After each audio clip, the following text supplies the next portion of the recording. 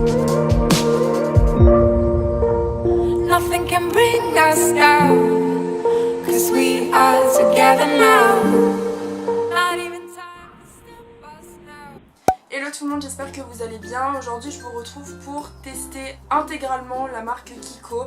Donc j'ai acheté pas mal de produits et j'avais également pas mal de produits puisque si vous ne le savez pas, je travaille chez Kiko. Donc du coup au fur et à mesure du temps c'est vrai que j'ai accumulé pas mal de produits. Kiko c'est une marque que j'aime bien, c'est une marque qui teste pas sur les animaux, qui est fabriquée en Italie, donc en Europe, enfin voilà. C'est une marque que j'aime bien. Dans une boîte juste comme ça j'ai réuni tous les produits Kiko du coup que j'avais accumulés pour vous faire un maquillage carrément complet. Donc j'ai mon ordinateur juste là pour pouvoir regarder les prix des produits, même si j'ai déjà un petit peu les prix dans la tête, et dans tous les cas ils seront affichés dans la vidéo et dans la barre d'infos si jamais vous voulez retrouver les produits. Donc je vais commencer par m'attacher les cheveux, ce sera déjà plus facile pour se maquiller. Donc du coup je vais commencer avec le fond de teint. Je vais utiliser le Full Coverage 2 en 1. Donc c'est en fond de teint et concealer. Je l'ai dans la teinte WR01, donc ça correspond à un warm rose. C'est l'une des teintes les plus claires du coup. Et en ce moment sur le site, donc à la base le produit est à 18,95€, sauf qu'il y a toujours des soldes chez Kiko. Et là en ce moment il est à 13,25€, donc à moins 30%. Il tient pas mal dans la journée, même si forcément on a la peau qui graisse un petit peu, mais il reste quand même plutôt pas mal. Donc j'ai pas eu besoin de replonger mon pinceau du coup dans le fond de teint, une seule fois ça suffit.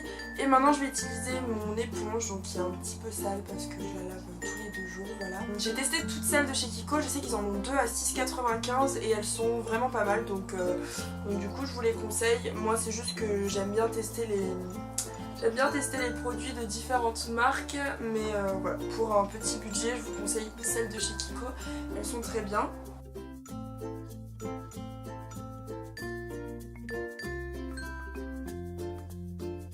Donc au niveau du rendu, comme vous pouvez le voir du coup à la caméra, c'est vrai qu'on a la peau complètement unifiée. Au niveau de la teinte c'est parfait et voilà, en fait il est assez couvrant, il a une couvrance moyenne, pas une couvrance totale.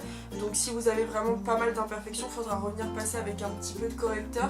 Mais en soi je trouve qu'il est bien, et même si ça reste un fond de teint pour les peaux mixtes, bah, je trouve qu'il assèche pas en fait, il marque pas vraiment les zones de sécheresse. En tout cas moi j'en ai un petit peu de temps en temps sur les bords du nez et sur les mentons là où, enfin sur le menton pardon, là où des fois j'ai des imperfections. Mais je trouve que voilà, il est bien, il unifie bien le teint. Forcément il faut qu'il sèche un petit peu sur la peau, mais je trouve qu'il est vraiment plutôt pas mal. Ensuite pour le correcteur et concealer j'utilise le Skin Tone. C'est le best-seller de la marque, vraiment c'est celui qui est le plus vendu.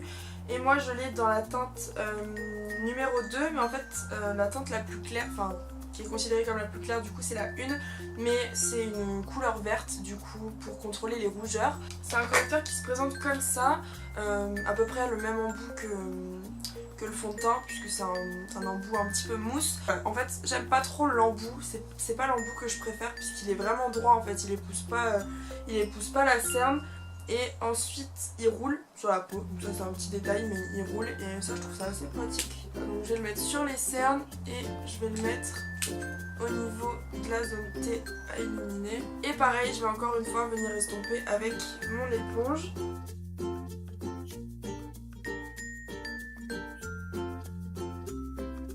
Donc du coup je sais pas si vous avez vu mais je suis revenue à 2 fois puisque je trouve que en une seule fois le correcteur il est pas couvrant, enfin il est pas très couvrant, donc si vous n'avez pas énormément de choses à cacher sur votre visage ce sera bon, mais moi j'aime bien quand la couvrance est vraiment totale et qu'on a vraiment une peau très unifiée, très lisse.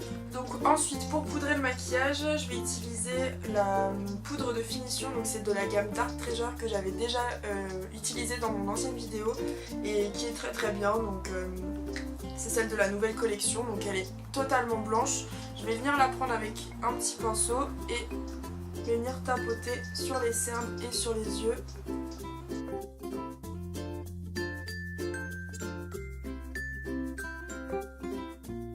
J'ai l'air super blanche à la caméra, je suis pas aussi blanche, c'est parce que j'ai la fenêtre en plein sur la tête. Et là je vais utiliser un de mes produits préférés de chez Kiko. C'est pas la best-seller, il me semble que la best-seller c'est la Matte Fusion, mais mais elle est tout aussi bien, elle coûte 12,95 € et je trouve qu'elle est quand même très très bien. J'en ai testé des poudres libres mais celle-ci reste vraiment la meilleure je trouve pour le prix. Donc elle se présente comme ça, vous avez un petit embout ici pour pouvoir l'appliquer sur tout le visage, mais moi c'est vrai que je préfère prendre avec un pinceau poudre, mais après ça reste votre choix en fonction de ce que vous préférez. Et en fait je viens faire comme ça et je tapote sur tout mon visage. Donc cette poudre là elle est vraiment super bien, elle vient vraiment fixer entièrement le maquillage, il bouge pas de la journée, vous n'avez pas pour autant des zones de sécheresse, même si je vois que le concealer est un peu en train de filer dans les ridules. Mais bon, ça c'est pas de la faute de la poudre, c'est le concealer qui est un petit peu trop liquide. Donc ensuite pour la poudre bronzante, j'utilise celle-ci. Donc en fait, elle n'existe plus cette collection, c'était une ancienne collection, je peux même plus lire derrière tellement elle a pris et du coup on voit plus ce qui a marqué. Ça reste toujours les mêmes produits, c'est juste qu'on change en fait de packaging. Donc là en ce moment c'est la gamme du coup de Dark Treasure, donc c'est la Baked Bronzer et c'est exactement la même, ça a la même odeur, c'est les mêmes produits, elle coûte 22,95 € et moi je l'avais dans la teinte 1. Et le seul petit bémol je pense chez Kiko au niveau des poudres bronzantes, c'est qu'elles sont assez orangées et moi je préfère vraiment faire du contouring et pas et pas bronzer mon visage mais et pas le réchauffer, mais bon on va faire comme ça. Donc j'utilise avec un pinceau Zoeva, je tapote le surplus et je vais venir la mettre sur mes joues et sur les tempes. Ah ouais, là on voit direct que c'est orangé.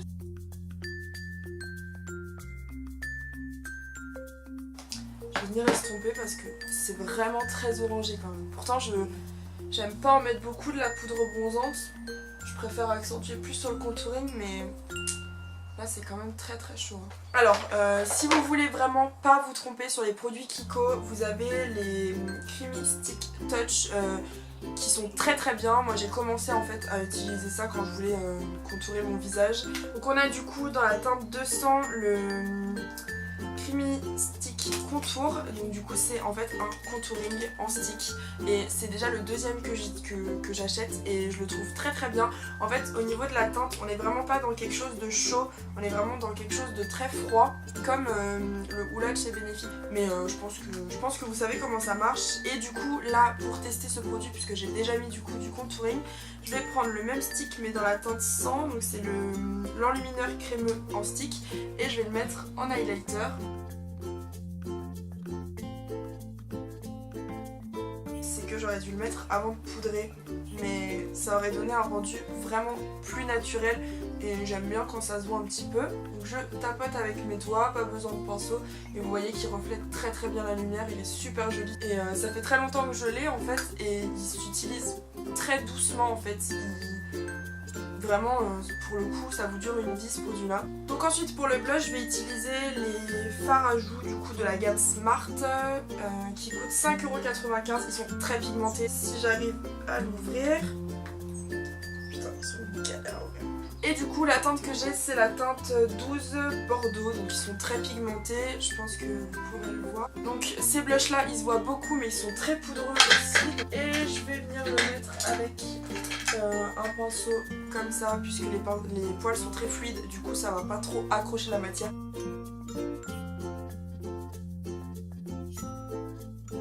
Donc c'est bon pour le blush, je pense que j'en ai mis assez. La couleur est très jolie mais elle est très pigmentée et très poudreuse.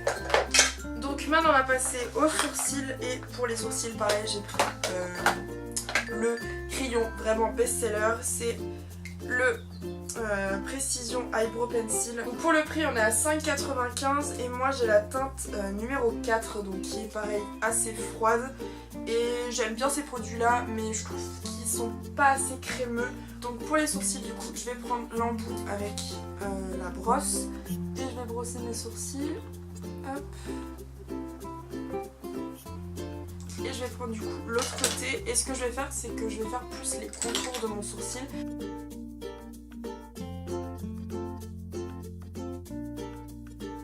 Le seul problème je trouve c'est qu'il est vraiment pas assez gras, du coup c'est que je vais prendre une palette chez Kiko qui date d'il y a des années.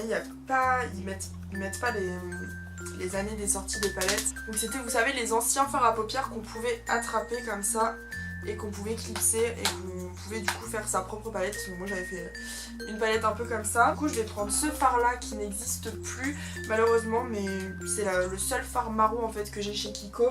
Donc je pense que vous pouvez largement en retrouver dans la gamme Smart du coup des fards à paupières. Et je vais prendre du coup ce fard là avec un pinceau pour les sourcils de Zoeva.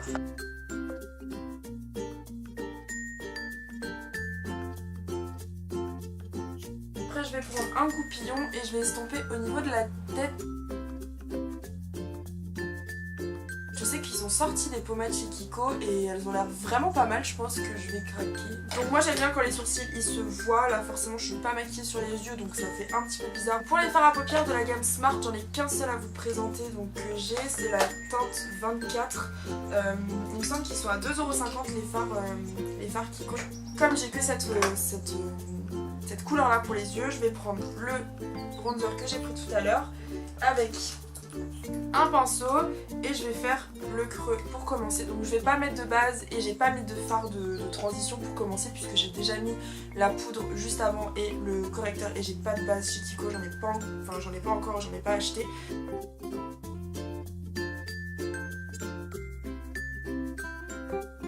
J'ai également mis la terre cuite en ras de cils pour faire un rappel de couleur. Donc je vais prendre un tout petit pinceau plat que je serais venue du coup humidifier au préalable pour mieux attraper la matière. Et je vais prendre du coup mon fard bleu.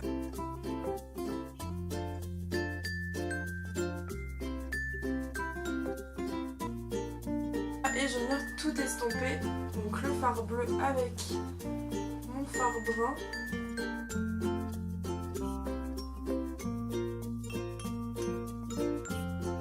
Et comme on a estompé, il y a forcément un petit peu de matière qui s'est estompée, donc j'en applique au niveau du centre de la paupière. Touche lumière en coin interne, comme j'ai pas de fard très clair chez Kiko, je vais prendre l'highlighter du tout début, je vais le travailler sur ma main et je vais l'appliquer sur mon coin interne. Et ensuite, ce que je vais faire pour les yeux, c'est que je vais prendre un crayon, du coup c'est dans la gamme Smart, toujours c'est les Color Ice Pencil, et je vais le mettre en ras de cils inférieur sans pour autant aller dans la muqueuse. Je suis un petit peu moins fan de ces crayons parce que la couleur est jolie certes, mais c'est pareil en fait, c'est une texture qui est un petit peu sèche.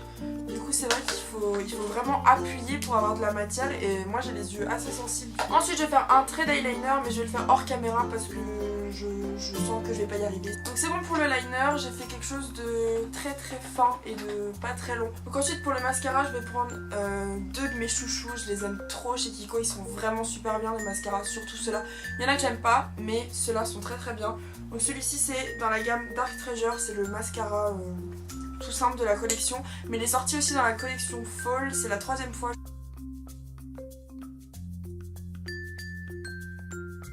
Et une fois que j'en ai mis en haut et en bas, je vais passer au volume Top Coat Mascara, c'est le violet. La brosse est assez grosse, mais je trouve qu'elle épouse très bien les cils, elle dépose parfaitement de la matière pour avoir du volume.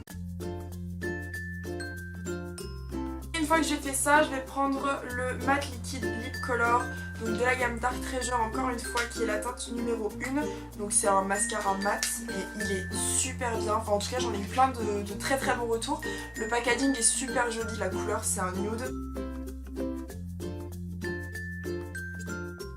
Voilà pour le maquillage et pour le rouge à lèvres, il va sécher au fur et à mesure du temps. D'ici 1 minute ou 2 il sera complètement sec. There is a story about us two, and it's written about me and you. Je pense revenir dans la journée pour vous faire une update du maquillage, vous dire comment ça a tenu. En tout cas moi il y a certains produits que j'aime beaucoup et des produits que j'aime un petit peu moins, mais je vous dirai tout dans la barre d'infos et dans l'update quand je reviendrai dans la journée. Donc là je vous reviens, du coup il y a quelques heures qui se sont passées puisque là il est 18h32 et que j'ai commencé à me maquiller aux environs de 11h, 11h30. Donc il y a pas mal de choses qui se sont passées. Le fond de teint, je trouve qu'il est bien, il s'est pas oxydé du tout dans la journée, on n'a pas de taches. J'ai la peau qui brille donc forcément ça a brillé. Mais ça c'est avec tous les fonds de teint, avec tous les produits que j'utilise, ça brille forcément.